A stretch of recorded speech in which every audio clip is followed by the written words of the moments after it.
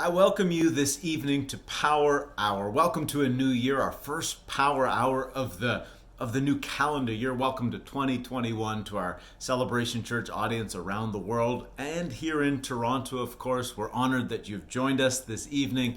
Pastor Peter will be teaching a beautiful teaching, and I know you're going to love it. It's going to empower you. It's going to strengthen you for your journey and destiny ahead.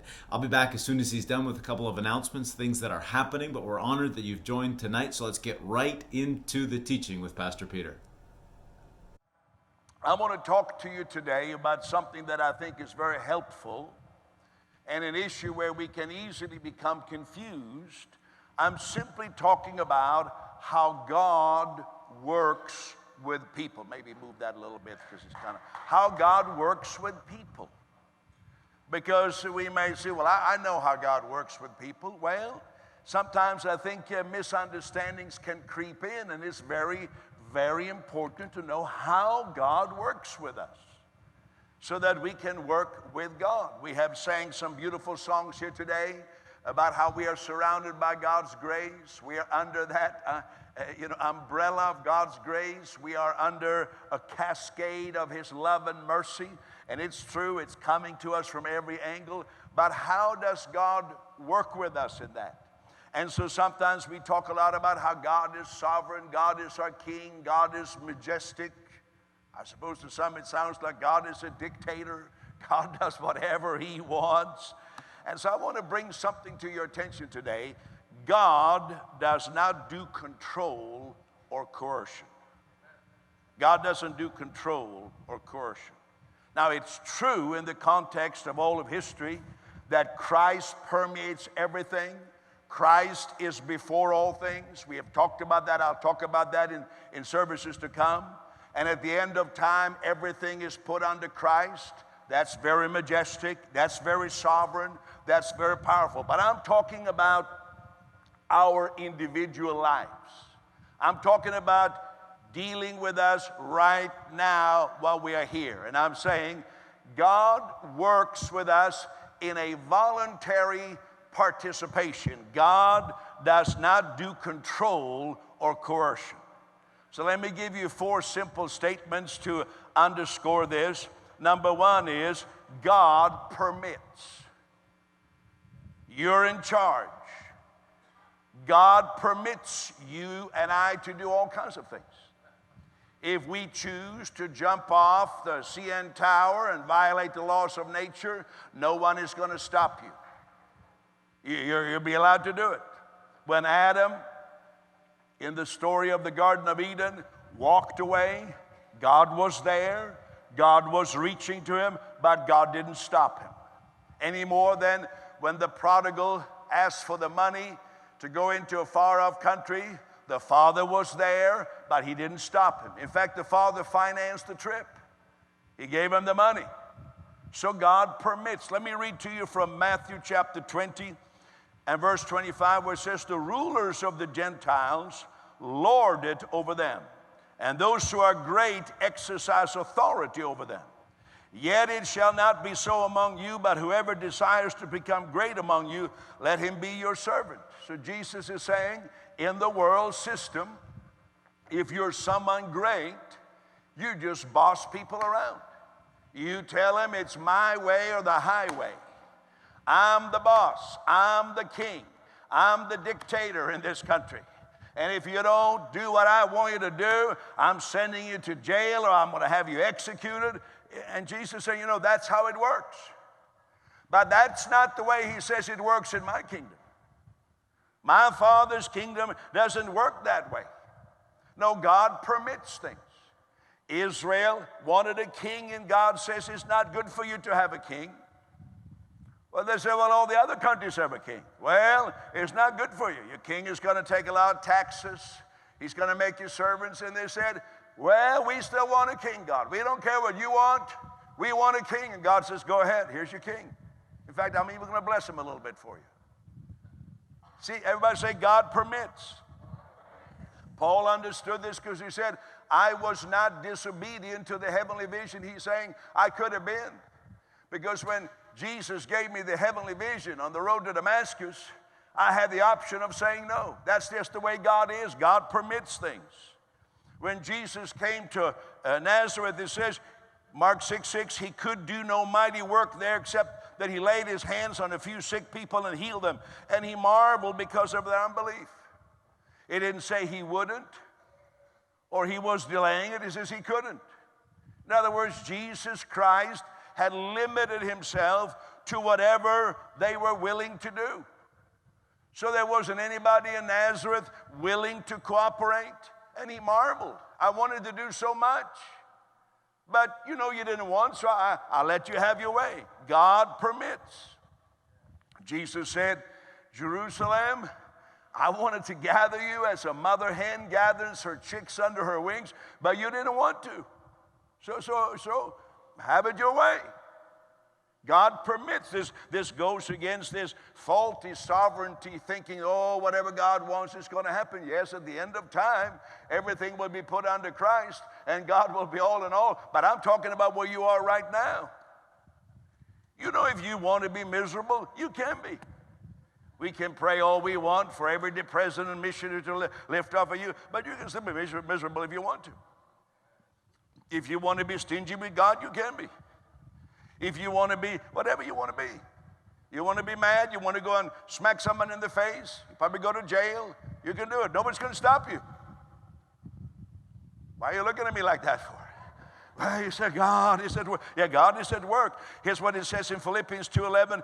Work out your own salvation with fear and trembling, for it is God who works in you both to will and to do his good pleasure. Let me add a verse that kind of deals with the same subject, Colossians 3:15. Let the peace of God rule in your hearts. So what's it saying here? It's saying you're in charge. You decide whether the peace of God will rule or not. You work out your own salvation. You're in charge. But do it respectfully. Do it with fear and trembling. Respect yourself. Respect yourself too much to start every morning with 3 donuts. Have a little self-respect. Take a course. Study. Respect that God gave you a mind. But if you don't want to, that's fine. God's not going to force you. I was telling a friend of mine today, you need to eat real food. Don't buy things in plastic wrappers that are just as fresh 3 years from now as they were when you bought it. It's dead. You're eating dead things. But if you want to eat dead things, God is not going to stop you. He's not sending some mighty anointing angel to change your mind. He says, go ahead and do it. This is going real good. But God is at work. He's working inside of you. His peace is there to be a gauge. He's working in you both to will and to do his good pleasure. Oh, he's at work. He loves you. You're surrounded by God's grace. A beautiful song we sang today. It's awesome, but what you do with it is up to you. I'm saying respect yourself a little bit. God's given you talent. Are you with me? So some people say, well, I just thought God was going to direct my path. I know there's a favorite verse of Scripture for many, embroidered in people's pillows, is Proverbs 3, where it says, trust in the Lord with all your heart and lean not on your own understanding. In all your ways acknowledge him, and he will direct your paths. That is indeed a beautiful Scripture. But even that Scripture doesn't say that God is going to decide your path. He's going to direct it. That's right. He said, work in you both to will and to do his good pleasure. He's putting either unrest or peace in your heart. He doesn't decide. And furthermore, like all old covenant scriptures, this is conditional. It is trust with all your heart. That might cause some to fall between the cracks. Lean not on your own understanding ever. That might cause a few more to fall between the cracks. In all your ways, not some ways, not most ways, acknowledge him. Some more might fall between the cracks. And he'll direct your path. Well, obviously, let me be as blunt to say this. Obviously, the man who wrote this, Solomon, it didn't work for him. Why are you looking at me like that? The Bible tells us it didn't work for him. He himself couldn't live up to that. After all, he married 1,000 women. Are you saying that the Lord directed him to marry 1,000 women? Oh, now some of you get even more confused. That's why you come to church, so I can mess with you a little bit because you think you know everything. I said, obviously it didn't work. You say, well, he's the wisest of all people. Yeah, God gave him more wisdom than anybody else. But what did he do with it? He married 1,000 women. Are you saying that's the wisdom of God? Now you're really getting nervous. You say, where are we going with this? Well, we're not going anywhere in particular. We're just here right now. So I love the Proverbs. So I quote from the Proverbs. But you know, some people say, oh, read a proverb a day, because there's 31 of them, so you could read one a month. No, I don't recommend that. Read the Proverbs at most every 2 years or so. Because it didn't even work for the guy who wrote them. Are you with me? So it's good, it's true, it's true. If you trust in the Lord with all your heart, lean not on your own understanding, acknowledge him in all your ways, he'll direct your paths. It's true. But I'd rather go to the new covenant, where I don't have all those conditions. He just says, I'm born of God, and God's peace is in my heart. Hallelujah. He's at work in me, both to will and to do his good pleasure. I'd rather read one, either one of Galatians, Ephesians, Philippians, or Colossians. That's about 21 chapters. I'll take you 3 weeks, 1 chapter a day, and then read the Gospel of John. That's 21. So that can go, that'd be 6 weeks for you. And then do Proverbs once in a while. It's just my advice. Hallelujah.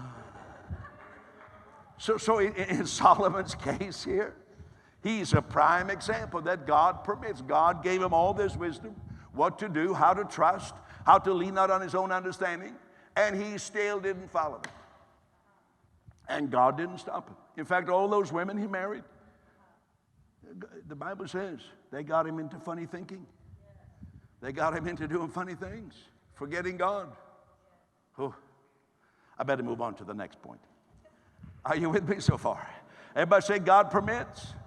He permitted Solomon, the wisest man in all the world, to go in the wrong direction. Number 2, it's getting more encouraging. God participates. Everybody say, God participates. I mean, God is not a passive spectator or a passive bystander. That's the message of the whole gospel. I mean, the gospel is that. God, Emmanuel, getting involved in the human trauma, in the human situation, in the human disease. Hebrews chapter 2, verse 14 says, as we have partaken of flesh and blood, he himself likewise shared in the same, that through death he might destroy him who had the power of death, that is the devil, and release those who through fear of death were all their lifetime subject to bondage. That's quite a verse. And I mean, if we're willing to dissect that, let me give you the Reader's Digest version. It's basically saying that people are subject to bondage all their life.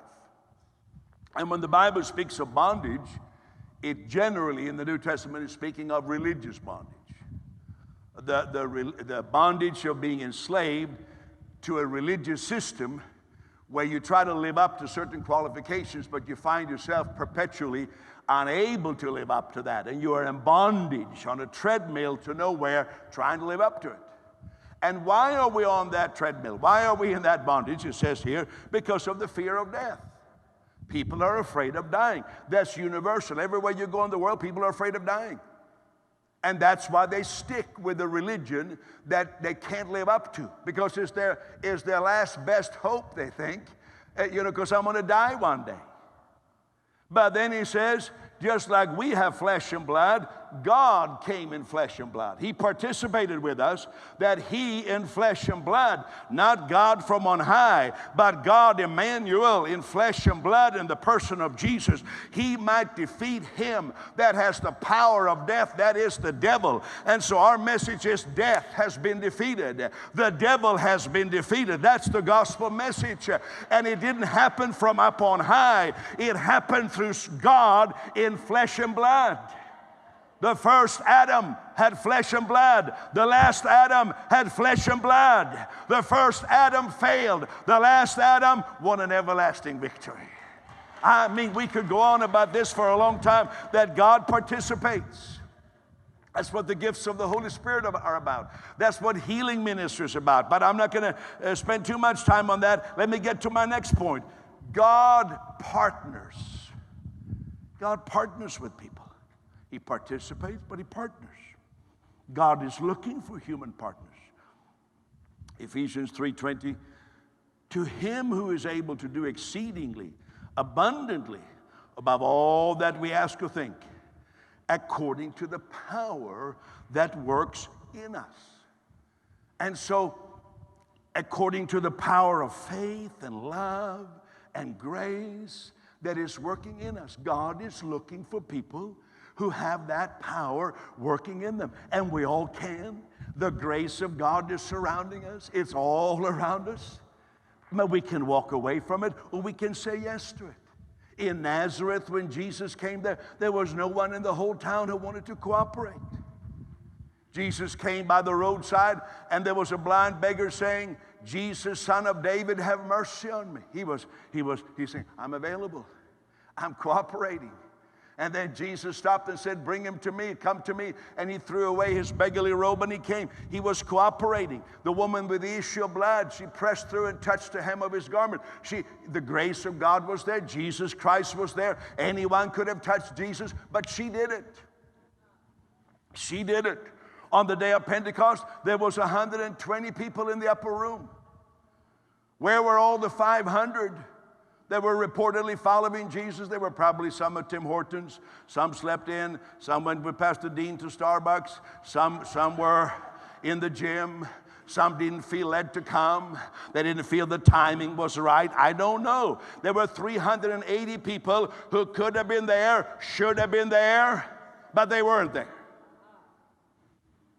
But there was 120 who were there. Are you with me?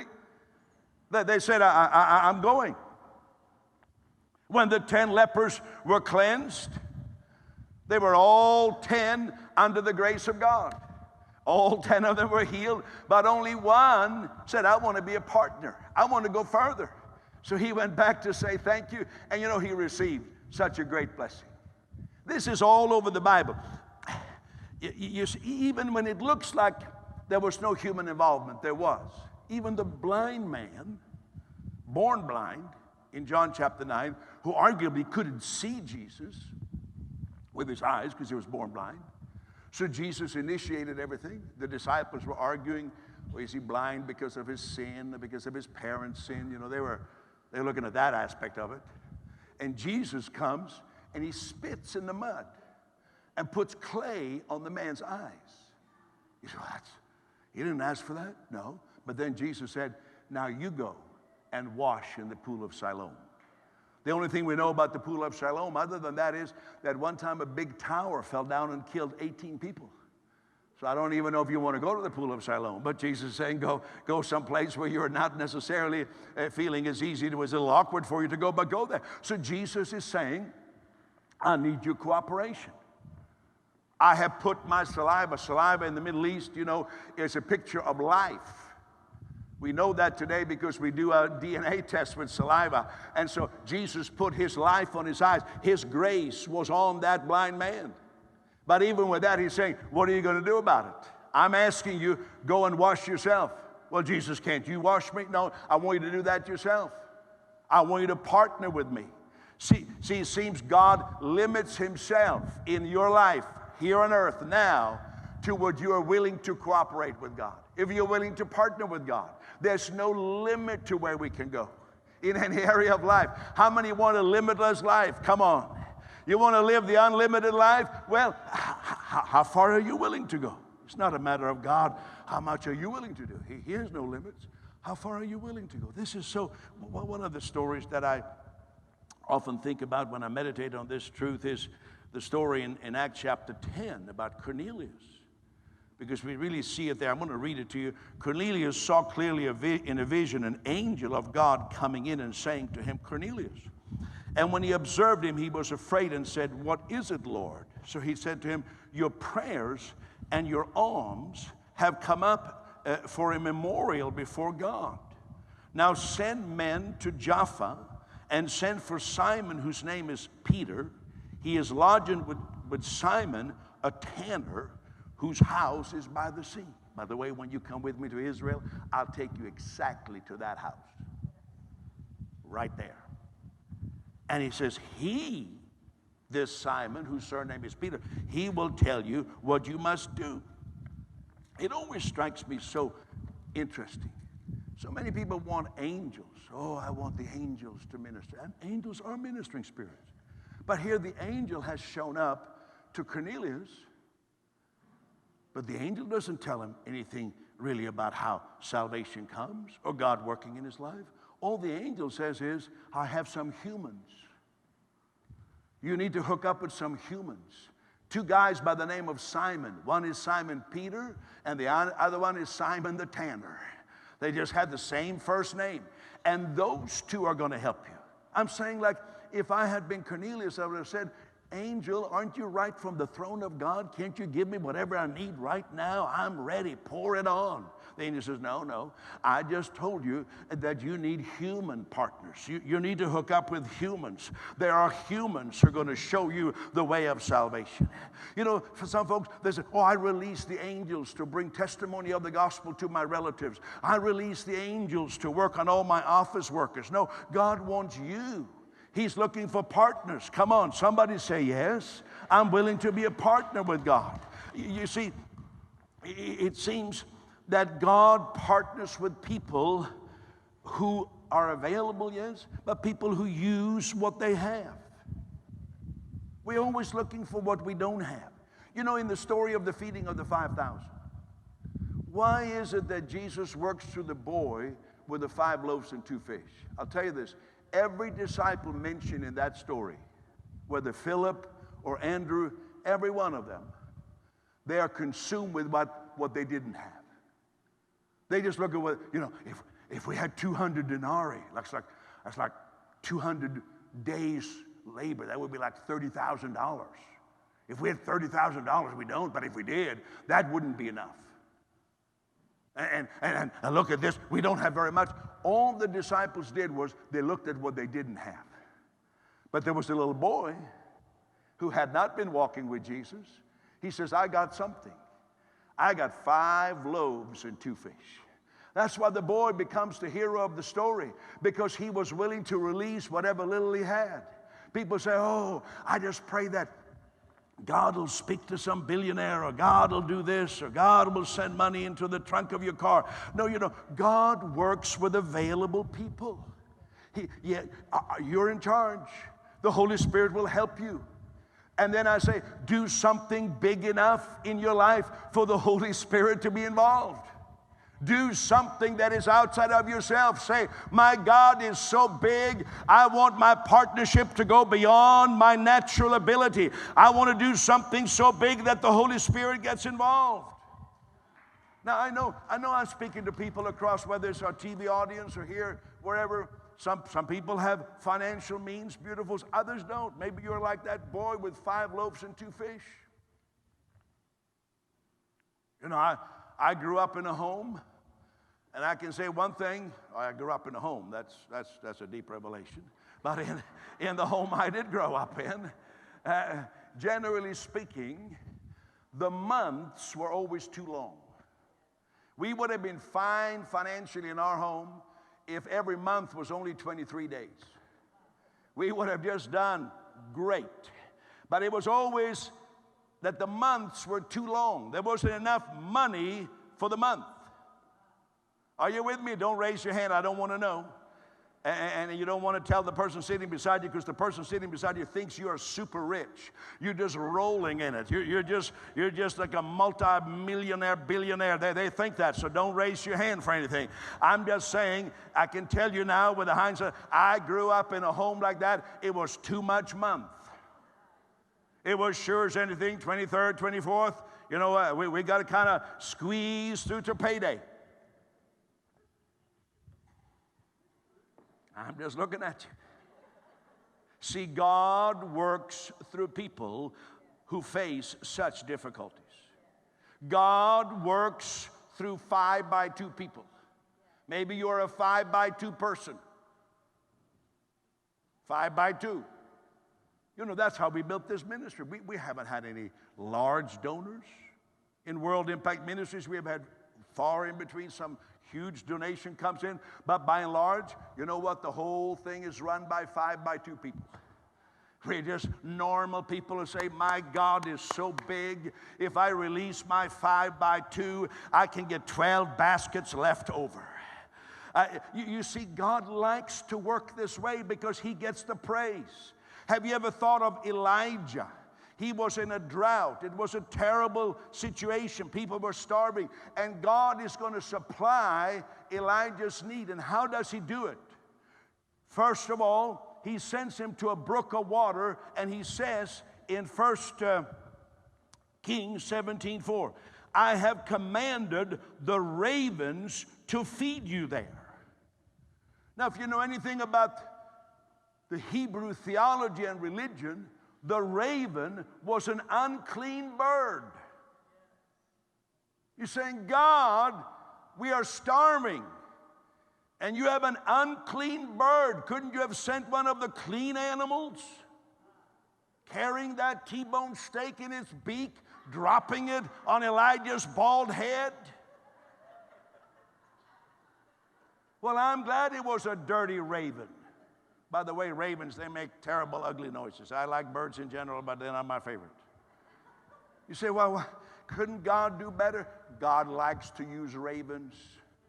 Because maybe you are at a workplace where your boss is swearing a blue streak and telling dirty jokes, and you say, oh, I wish I could be working in the church.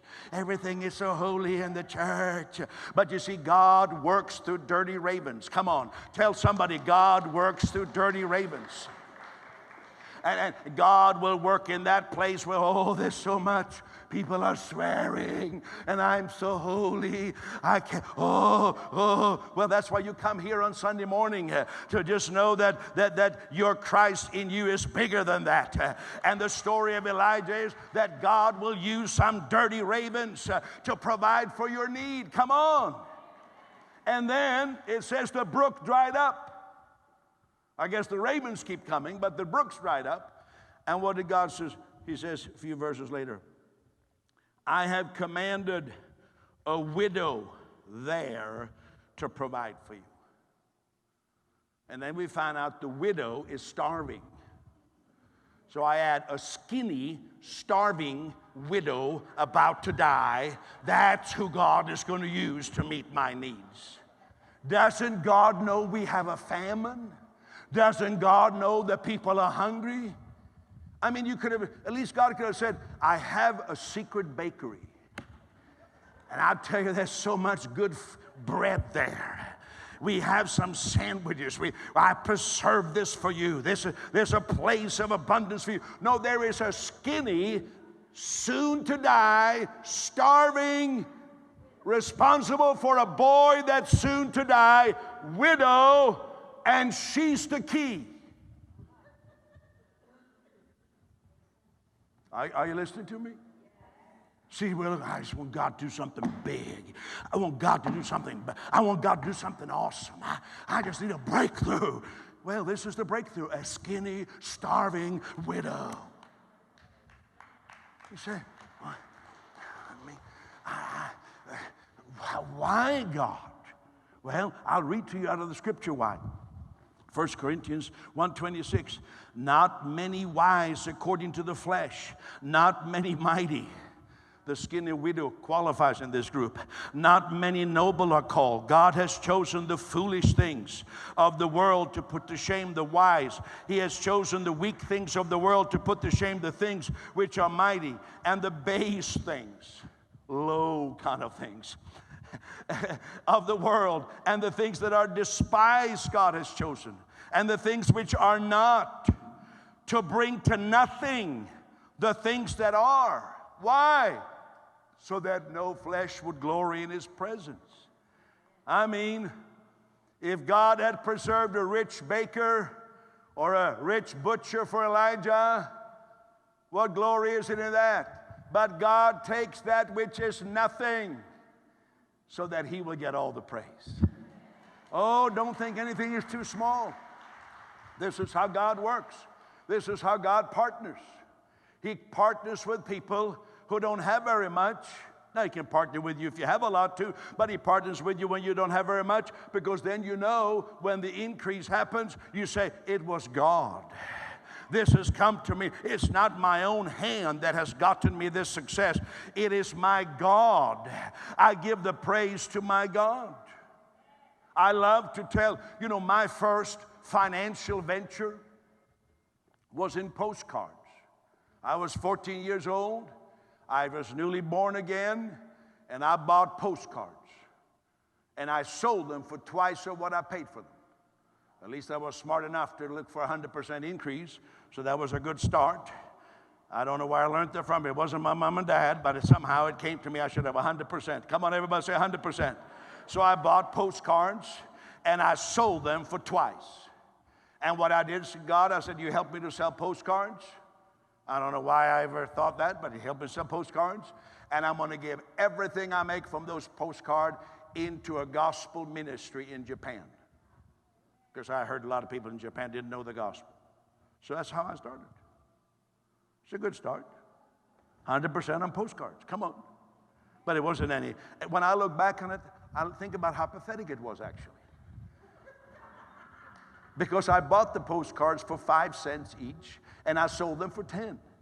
But I don't like to say that because I like to say 100%. It sounds much more impressive. But the truth was, I bought them for 5 cents, and I sold them for 10. So how many know it took a lot of postcards to make up even $1? Are you with me? So I'm thinking, I didn't do much good, did I?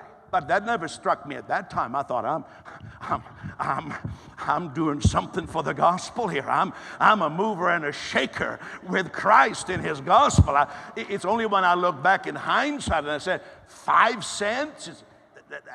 It's only because you're my church family. I admit this. Oh, whoops, I'm on Facebook too. And this might go on television. But it was 5 cents, but it was 100% profit. Are you with me? Well, I'll tell you. I have millions of dollars go through these hands for missions and the gospel every year. You got to start somewhere. How many are ready to start somewhere? God starts with you 5 by 2. People say, how do you start in your ministry? I started with the A team. The A team? At least it wasn't the B team. I started with the A team, which was our expression for the downtown alcoholics in my hometown. We called them the A-Team. There was always a group on the city where I live. We had provided park benches, and every morning at noon there were people still sleeping on the park benches, drunk out of their mind. That's why I launched my ministry. I figure I have a captive audience. Most of them aren't going anywhere. Some of them are sleeping, but that's all right. Nobody notices. They look like they're slain under some power. They're lying there, and I started to preach to the 18. I couldn't do. Why couldn't you do that? What compelled me? The love of Christ compelled me. Start with what you have. I can say, oh, I don't have a church. I don't have any. Oh, nobody wants to hear me. No, I have the 18. The 18. It even sounds great. I launched my ministry with the 18. You get the picture? I mean, there they were. And I told you one time, somebody woke up and he came and hugged me and cried, and then he vomited on my coat. I don't know. It's true, I had vomit on. I said, well, I wish he would have stayed on the bench. It was good. It was good for me. Are you still here? You got to start. God partners with people who use what they have. My goodness. We're building a gospel study center over in this corner of the building.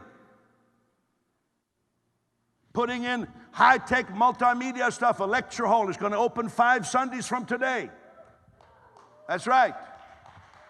And we're launching our Global Gospel Institute. You know, I've trained a lot of people. I've trained over 380,000 pastors worldwide. I mean, that's by actual count. We have 3,500 graduates from our Bible school, and now we're launching a Global Gospel Institute online to touch people of so many different languages. And this will be the nerve center of it over here. Because I believe I have something. The little I started with, a few postcards, and a guy vomiting on my new coat. Well, I've been taking it to the world for over 40 years, and I'm taking it to thousands of recruits. I pour my life into other people. You know, just at 10:29 this morning, I walked in. I walked in at 10:29 here to the service. I received a video at 10:29 because one of the people who had never held a meeting in his life up to 3 months ago, he just finished under the auspices of this ministry. I've been training him. He just finished his second campaign in his life. He sent me a video. It's only a minute long. If you have it, can you run with it right now? I'll just wait for it. I got this, 10:29. This is Jacob here from World Impact Ministries. We have just finished the last service here in Mapuro Jaya. Thousands of people has come out and received forgiveness of sins, and hundreds have been healed. Just look at the stage right here. These are the people that have been healed.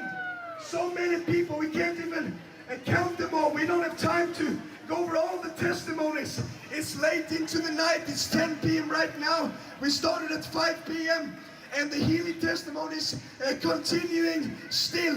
And I want to thank all of you who's made this possible. Thank you for allowing me to preach right here. And as you can tell, my voice is totally shot. But God has done something great in this city. So thank you so much, World Impact Ministries. We love you. And from Mapuro Jaya, everybody say hallelujah. That's what we've been doing. That happened today. That's today. Came right now. All right. That's good. You heard the man. That happened today because it's now evening time in Indonesia. It's already midnight there. So that was his night. That was tonight, Indonesian time. Same date as we are right here. All I heard from this young guy is, for the last day, I can't preach. I don't know what to do. I don't know what to do. I said, take my sermons. You've heard me preach my sermons. I said they have lifetime guarantee. Just take my sermons. This is what Brother Dean does. Dean here is different than this guy. Dean is an excellent preacher. But you know, it's one thing to be an excellent youth preacher and a Sunday morning preacher, but to stand in front of Buddhists and Hindus and Muslims like I make them do, I said, take my sermons. And he calls me and says, I took your sermon. I took sermon this one. I said, preach mine. And then you can add a little to them and subtract a little bit and make them your own and pray through. That's what this guy does. I can just guarantee you. I pretty well know what he preached tonight because I preached it 500 times myself. I said, just take my sermons. They work. And just go on to. So we are raising up hundreds. We are raising up thousands of people. We are expanding. It needs more stadiums, more follow-up, more workers. I want them to see. I have 3 other people right now beyond these 2. We are ready to add them on. These guys don't have them. He doesn't have the money to do that. I say to him, you got to raise something yourself. I said, you raise a few thousand yourself. And I said, I'm going to ask the partners of World Impact Ministries to kick in the rest. Because somebody believed in me when I was 19 years old. When I was 19, somebody believed in me. Somebody's got to believe in you. And so that's why we are launching this. Are you here? Are you hearing this? That's what's happening. You can enroll. We'll send you out. We'll send you out and do what we're doing for this guy. Give Jesus praise. Give Jesus praise. How old is he? 26 years old? 25, 26? I mean, he's a senior compared to when I started. But anyhow, he's got started. You say, well, I'm 65. It's not too late. Turn to your neighbor and say, it's not too late. Some of you turn up the heat a bit. They look like they're freezing in here. Come on now. Are you with me here? The thing is, you got to start with what you have. If all you have is some postcards, start with that. You know, it says, Exodus 4:2, the Lord said to Moses, what is in your hand? And he said, a rod. I've heard preachers preach about Moses' rod and the carvings and how ornate it was. I don't know. I think it was just an old stick. An old stick. Some ornate rod. We don't know anything about that. But I know that God uses old stick in the muds who receive His grace. Come on now. I know that stick, when it had to, it became a serpent. And then it turned back to a stick. I know that rod, that stick was raised across the Red Sea and Israel walked on dry land. I know that stick was there pointing the way as millions of people walked out of slavery into freedom, because it tells us God can take an old washed up stick that's not good for much and He can make it into an instrument in His powerful hand to shake nations. Everybody say, I'm ready. If anything, the parable of the talents tells us everybody's got something. 1 talent, 2 talents, 5 talents. Don't let anybody talk you out of your talent. And then something God gives us, time. He says in the parable of the talent, and the master went away for a long time. Time. You have some time. Some have more time, some have less time. You have some time. You have something. Don't be talked out of that. You have something. You have a resource, a skill to be maximized where you are in your life. If you're a young person just finishing high school, if you're a person, up in your 20s, 30s, 40s, if you're a retired person, you have something. You have some experience, you have some care, you have some love in you, you have some gifting in you. We have a plethora of opportunities here, plethora of things to pursue. You have time. Put that time to work.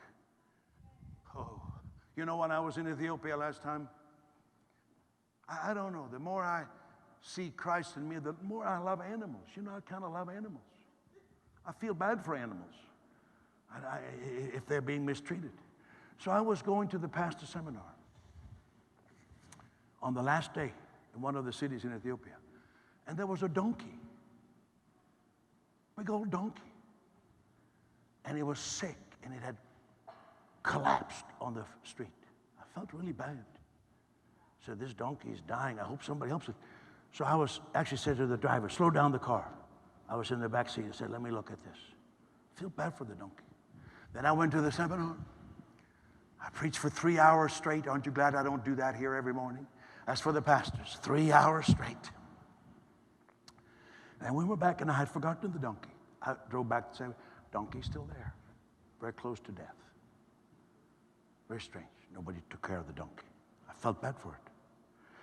So, but I understand this can happen. People have other priorities. I'm not condemning anybody. But then when I read about Samson, that when he was surrounded by a great problem, an enemy so big, it was like God said to him, Samson, what do you have in your hand? And he said, all I have is a jawbone of an ass. That's King James for donkey. A jawbone of an ass. I was thinking about that. That jawbone of that ass, it had been a full-fledged big old donkey that carried goods for its master. Probably he rented out his donkey, maybe carried the master himself. The donkey had brought a lot of gain, but the donkey got old. And who cares about an old and dying donkey? And so the donkey had died by the roadside. And the hyenas came, and the wild dogs and the shackles, they all came. Because by nature they lived by that, so they were just chewing off the bones. And then I suppose there were some bones left, and they chewed that too. So the only thing that's left of this at one time valuable donkey is the jawbone. That's it. Can you see it? There was a jawbone of an ass, it says in the King James Bible. And Samson says, I have that. And God says, I will work through that. I will take that was once a powerful, valuable, contributing donkey that brought much gain to his master, but now has been discarded, too old, forgotten, devoured, been chewed at, been crunched, been beaten up. And my power is going to go through that jawbone. That makes me think about how big is our God. I hope nobody feels like that. But should anybody ever feel, I have been washed up, I have been knocked on the side of the road, people have stepped on me, kicked me, beaten me up, I've been devoured, I want to tell you, in the hand of God, you become an instrument of great victory. God is not finished with you. I tell you, God partners with you. So that's what I'm saying. God doesn't do control or coercion. God permits, participates, and partners with willing people. His grace is there. But I have one more little part of this. God not only partners, God pursues. In Luke 19 it says, it is an activity of God that the Son of Man has come to seek and to save, going after, pursuing that which is lost. That was spoken of the man Zacchaeus, who arguably had blown it. And he's there, he's hiding, he feels unworthy, he doesn't feel qualified. And Jesus comes, but he wants to see Jesus, but he feels he cannot get in the front row. He's kind of hiding, and he's hiding up in a tree, and he hides behind people, and he doesn't say. And then Jesus stops, and he sees him, and he says two things. He says, he, pointed to Zacchaeus, he's a son of Abraham. And then he says, I've come to seek and to save the lost. What does it mean? He's saying, you all think he's a lost scoundrel. You think that he's hopeless. You don't think he belongs. But I'm telling you, he is a son of Abraham. You have ostracized him because of his sin. You have said he's not qualified. But Jesus says he's a son of Abraham. And I seek for the lost. This is unwrapping an imagery of God that is so awesome. Think of the most valuable thing you could have. To many people, you know, if you lose your phone, your whole life is on your phone. So if you lost your phone, you just, I got to find it, right? If you lost a pen, or if you lost just a pair of socks, it's not the end of the world, but you lose your phone, right? You move everything to find that. That's what God is saying. He says, you don't think he's worth much? I think he's worth so much. I want to tell you, as far as God is concerned, Zacchaeus, you are lost, but I'm here. I have found you. You're mine. You belong in this community. You belong with this people. You belong with God. That's our message. That's my message to you today, whatever way you're watching, if you're here in the service. You belong. You belong in a church like this. You belong with the family of God.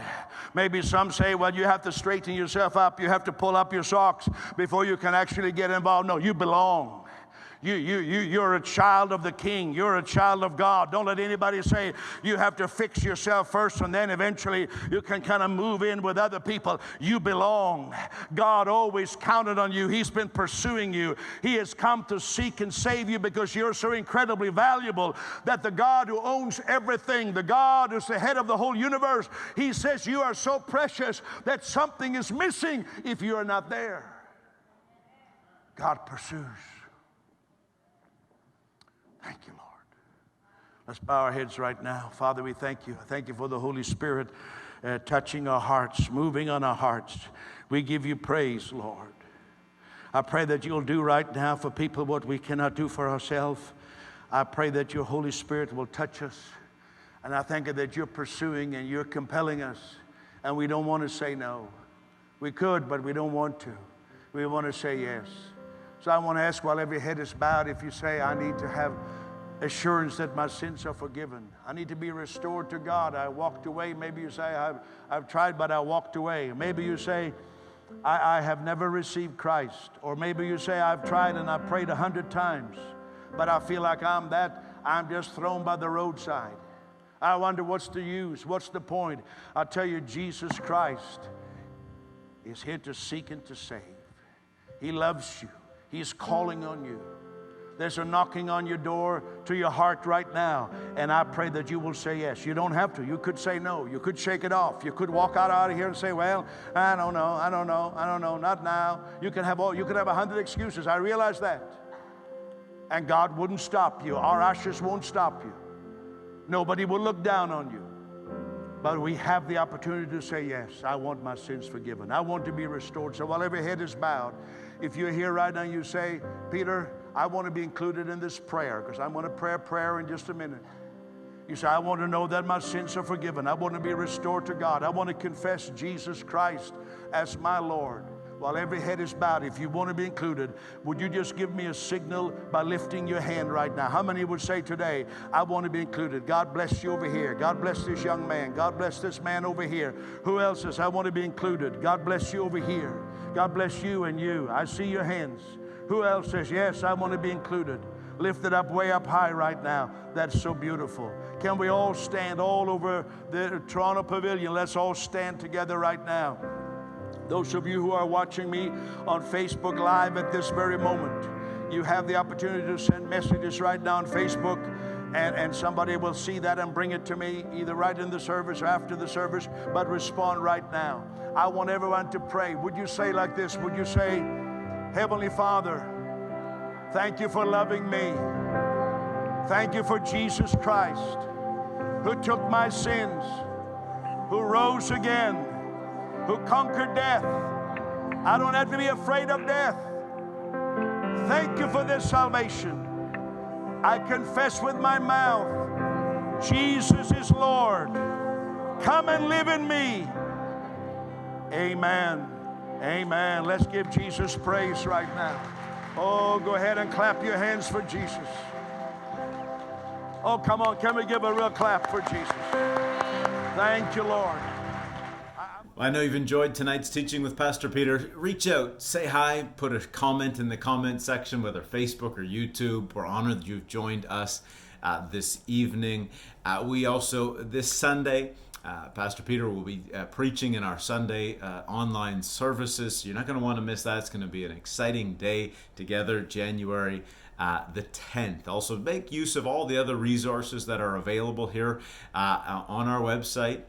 Whether it be our Monday Night Miracle Monday, Tuesday Bible study, of course Wednesday this is Power Hour that you're participating in right now. Of course Friday night we have Power Chapel, a music, a worship time, and also our youth on Friday nights as well. And then of course on Sunday after our main service we have Encounter Rooms. So there's a lot of things happening, a lot of ways to engage. And if you have children, we have online children's ministry as well. So the pandemic is not stopping us. We continue moving forward, and over the holidays, I showed some videos of the ministries and lives that have been affected in 2020 through this church family. And it wouldn't be possible without the giving family. So I want to say a thank you. I'm going to put up some information in just a moment's time how you can participate through tithes and offerings. And to look back at 2020, it's so encouraging to see how our church family didn't just lay back, but you and our church family is I together. We said, we're going to keep giving our tithes, keep giving our offerings. And so thank you for doing it. And now as we start this new year, let's start sowing seeds. And let's keep this mission and ministry going strong. So you can see the information for our Toronto family. There's one slide of information how you can give. E-transfers, mail your checks to TICC. You can see the address there or on our website. Phone in if you want to give that by that method as well. Let's start the year strong. I think it sets a strong message. I know my wife and I, by the way, I'm chatting while the information's on the screen. World, now we put up the world screen, how you can see if you're part of from different parts around the world, how you can give. But at the beginning of every year, my wife and I, we've been doing that. We've married 16 years now. Take time to, first of all, set a budget. That's important. But in that budget, the number one thing we talk about is, what are we going to give that year? Because if we don't make a decision, things in any area of life, things just slide by. Make a decision. Plant a seed today. Thank you. Let's just take a moment and pray. Father, I thank you right now for every person who faith is rising up in their heart to be a part of this giving family. Thank you for their tithes. Thank you for their offerings, Lord. I thank you that you bless each individual in their finances in Jesus' mighty name. Well, we love you. We're praying for them. We can't wait to see you to our next opportunity. I think that's Friday night. And of course, Sunday. We would love to see you this Sunday when Pastor Peter is preaching. God bless.